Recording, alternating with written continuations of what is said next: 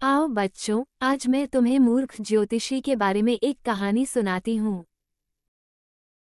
एक समय की बात है, एक गांव में एक प्रसिद्ध ज्योतिषी रहता था।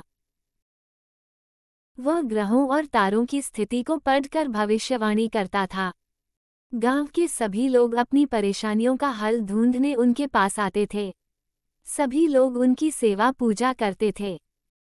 ज्योतिषी भी पूजा पाठ करके उनकी समस्याओं का समाधान ढूंढता। उनका आशीर्वाद लेने और अपनी समस्या का समाधान ढूंढने के लिए लोग दूर दूर से आते थे। एक दिन एक बच्ची अपने पापा के साथ ज्योतिष के पास आई और बोली, बाबा जी, मुझे समझ नहीं आ रहा कि मैं इतना पढ़ती हूँ फिर भी मेरे मार्क्स अच्छे नहीं आते। आप ही बताइए मैं ऐसा क्या करूँ कि मुझे सब याद रहे। बेटा, तुम्हारी कुंडली बहुत अच्छी है। तुम पढ़ाई में बहुत आगे जाओगी। पर मैं ये भी देख रहा हूँ कि आजकल तुम्हारा पढ़ाई में मन नहीं लगता। तुम्हें खेलना कूदना थोड़ा कम करना पड़ेगा और रोज सुबह उठ के सूरज देवता को जल चढ़ाओ। एक और बात, अपने हाथ में एक काला धागा भी बांध लो, इससे तुम्हारी एकाग्रता बढ़ेगी।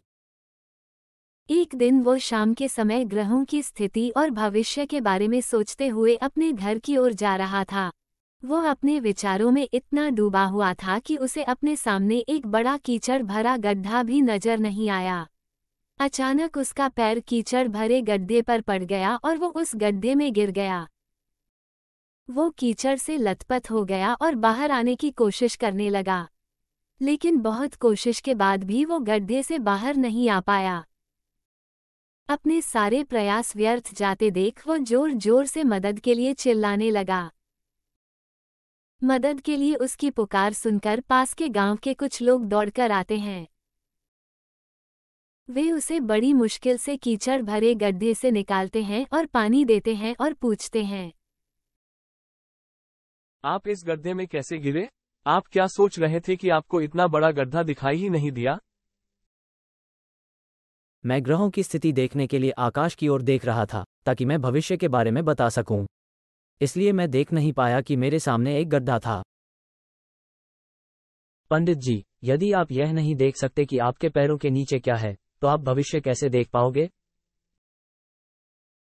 उस दिन के बाद ज्योतिषी ने लोगों का भविष्य बताना बंद कर दिया और शांति पाने के लिए ध्यान करना शुरू कर दिया। अब वह प्रेरक बातें बताने लगा। वो लोगों को वर्तमान में जीने और भविष्य की चिंता करना बंद करने के लिए भी कहते हैं। ऐसी छोटी छोटी और मज़ेदार कहानियाँ सुनने के लिए कृपया सब्सक्राइब बटन दबाएं।